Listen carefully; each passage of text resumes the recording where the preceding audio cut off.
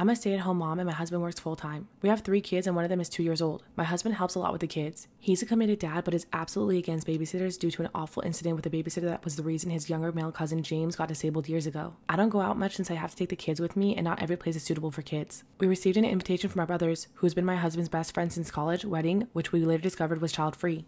My brother lives states away, so the entire trip will take 4 days, as well as my brother's in-laws' weekend dinner party. I told my husband that I want to go since it's been a while since I went to a wedding, and this one is special, and suggested that we get a trusted friend as a babysitter. He asked if I was serious to consider leaving our 2-year-old with a babysitter, and suggested that I do what I normally do and stay home with the kids while he goes to the wedding. I refused and said I have as much right to attend as him since we were both invited. He said it wasn't his fault that my brother wants a child-free wedding, and I should do this for the kids and sacrifice for their sake. I still refused and said it was unfair, and since he's the parent too, then he should stay also for the kids. He looked at me and said, "That's my best friend's wedding you're asking me to skip for Christ's sake. Are you kidding me?" Then said I was being petty for suggesting this and I was basically choosing to go to a party over keeping our kids safe. He asked me to consider this a business trip, what I would do. Go with him and leave the kids? I said I understand his paranoia of babysitters, but really, all my friends have sitters and at times they're really needed. He said I ought to know better than what my friends tell me, and this wasn't even up for discussion. When I kept arguing, he called me selfish and said he won't let me ruin this relationship with his friend because I was being spiteful for not being able to attend and that my brother will understand my situation. He keeps asking who's more important, a wedding party or my kids, and said I was being unreasonable for making my attendance a hill to die on. Am I the asshole for refusing to stay home with the kids while my husband attends my brother's wedding?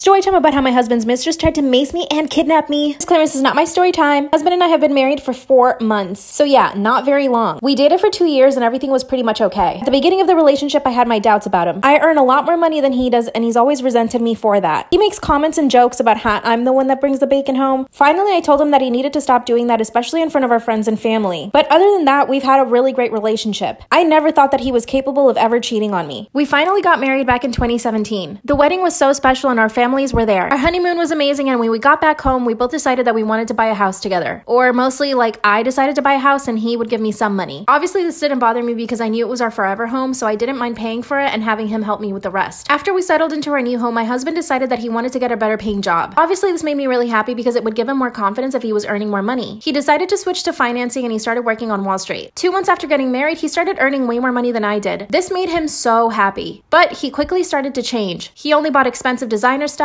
One thing I did notice was that he never invited me to go to his office. So like the good wife I am, I decided to surprise him at his office with lunch. And when I got there, I was greeted by his assistant. I didn't get worried because I didn't find her very attractive. She looked very plain Jane and homely. But when I finally saw my husband, I asked him why he didn't tell me that he finally got his assistant. He told me that he just forgot and he didn't think it was important. So I let it go. But I noticed that his assistant was trying to be overly nice to me. And she was also asking me a lot of questions about my husband. But like I said, I didn't feel insecure at all just because I didn't think she was very attractive. At the end of the year, my husband and I are invited to the Christmas party. Of course, his assistant is there, and she proceeds to get drunk and start telling me things like how I was so lucky to be married to my husband and how I should be more grateful to him. Obviously, I took offense. I went straight to my husband and told him what his assistant said to me. That's when my husband laughed it off and said that I was reading into it. 2 seconds later, he's in his office with her yelling at her. Part 2 is up.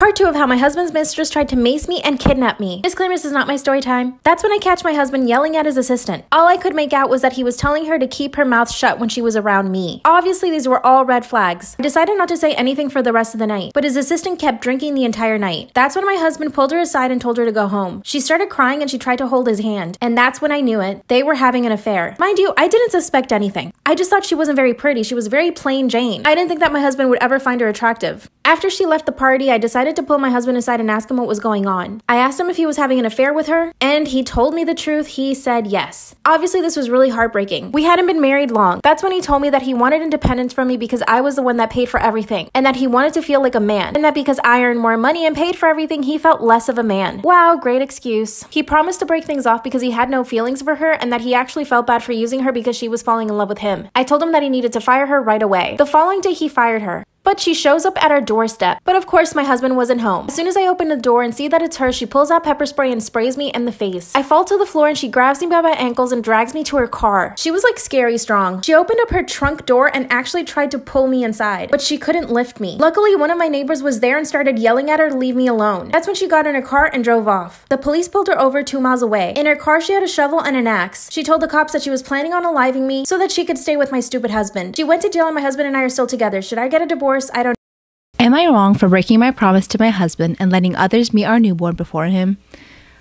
This is already giving me red flag vibes. This is giving me manipulator vibes, but let's keep going. I, 25 female, moved away from my hometown to my husband's hometown, male 32, after we got married. The main reason is because he suffers from a medical chronic condition and needs to be near his family. Red flag number 2. I was pregnant with our first baby and was nearing my due date when my husband had to travel out of town for 2 weeks. Because of this, he couldn't be with me in the delivery room, which wasn't expected. I wanted to ask my mom to come with me, but he assured me that his family is there to help and I shouldn't be worried. Red flag number 3. He then made me promise that I don't let anyone see our son for the first time in person before him, besides his stepmom who was supposed to be there for me, and I agreed. Oh my god, what red flag are we on? I lost count. His stepmom was with me when I went into labor, but she stayed away since she is the type that doesn't get too involved and keeps her distance. She's also the I don't do diapers type, meaning she doesn't offer help with the baby and I shouldn't be expecting it. She dropped me and my son off at home and asked that I only call if there's an emergency. I felt helpless. I asked my neighbor for a few favors but needed real help with the baby, so I called my mom and asked if she could come help me with the baby. She drove 4 hours to come stay with me. She helped out tremendously and I'm so grateful for that. My husband stayed away for a few more days, then came home. Once he saw my mom, he got so upset, repeatedly saying I broke the promise that I made to him by not letting others meet our son before him. I tried to explain that I needed the help and he brought up his stepmom, but I replied that she dropped me off and left. That's it. He said it wasn't about mom since it could have been anybody else, but it was about me disrespecting his wishes and breaking the promise I made. Oh, what the? Let me zoom in for this shit. He reminded me that he's also the parent and he gets his say too. At this point I said he was overreacting, but he replied that I forever tainted the memory of his son's birth and broke his trust and proved to him that my word is worth shit now. What red flag were we on? Someone remind me. Mom tried to give us space, but I said she did nothing wrong. She came to help after his stepmom left, so I can't be blamed for asking for help. He told me to stop giving him excuses and admit I wronged him with what I did, and then started avoiding me and just kept focusing his attention on our son. He keeps acting cold towards me, calling me a selfish promise breaker and expecting me to make it up to him. He wanted an apology, but I haven't given him that yet. So, am I wrong here? A few years ago, I lost control of my car while driving down a super steep, super icy hill, and at the bottom of the hill, there were all these cars piled up that had crashed into each other because they had also lost control. And I thought, I don't want to hit the people, so I'm going to drive into that person's yard and hit their tree. But the one time in my life that I tried to jump a curb on purpose, my car was like, nah. And I bounced off the curb, spun around on the ice, and then slammed back into the curb, facing uphill on the wrong side of the road. I was like, I'm alive! And then I saw a huge truck, you know, the kind with the love handles on the side. He was barreling down the hill, also out of control, straight towards me. And I was like, oh no, I'm dead. I remember specifically thinking, I didn't think I'd go out this way. But the truck had the same thought process I did, and he jumped the curb, slammed into the tree. And ever since that day, I have been scared of driving in the snow. My whole family makes fun of me for it. They were making fun of me for it last winter. We were all having dinner together, except for my youngest brother who was out snowboarding. And he called us from the ski resort place, and he said, I have been injured, and I want Katie to come pick me up. And of course, my mother was like, help is on the way, dear. And he said, no, I want Katie to come pick me up. I said, oh, Mom, he probably just doesn't want to take you away from the family on Christmas. But on the inside, I was like, ha-ha, losers. Who did he pick? Me. Not you, not Hermione, me. Who's the favorite sister? I am. Suck it. I said, I'm coming to get ya. And then I continued eating my dinner because in my defense, the damage was already done and I was eating wings. But my family was like, no, Kate, you have to go now. So I abandoned my wings to the vultures that are my family, hopped in my car, drove 2 miles an hour through a snowstorm to rescue baby brother. My big brother was in the car with me and he kept saying, can't you drive faster? And I was like, I don't want to die. There were cars and ditches leading all the way up to the ski resort. I kept having to roll down my window and say, listen, I'm just here to pick up a body. I'm not going to ski. We get baby brother, we take him to the ER, and I said, I'm really flattered that you picked me out of the whole family to come pick you up. And he said, oh, I just know you drive the slowest in the snow and you'd be the least likely to panic and die coming to pick me up. And that made me really happy too, because it was the first time in my life anybody had ever nominated me least likely to panic. I'm always panicking. And I said, you know what? After all this, I'm going to get you ice cream. But baby brother is 6'5" and built like a lumberjack. I think he's 6'5". He always says he's shorter than he is because he's a few centimeters shy of 6'5". And he's like, I don't want to be that guy who lies about his height. And I try to explain to him that after you clear 6'3", everyone's too scared to call you on your height. This Thor-looking mother trucker looked at me and said, I don't really do ice cream. And I was like, and he said, I mean, yes, could you please buy me some ice cream to make me feel better? And I said, yeah. Am I the asshole for not getting my friend a $200 gift and making her feel unloved? My 28 male friend, 27 female, is usually a very kind person.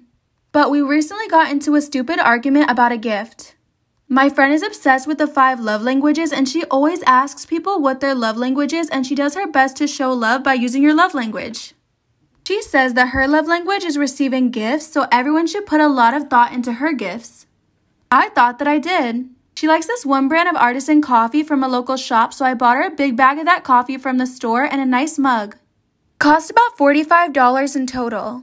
We did our exchange 1 week ago and she seems so disappointed. Am I the asshole for not getting my friend a $200 gift and making her feel unloved? She likes this one brand of artisan coffee from a local coffee shop, so I thought a big bag of coffee from that store and a nice mug would be nice. It costed $45 in total.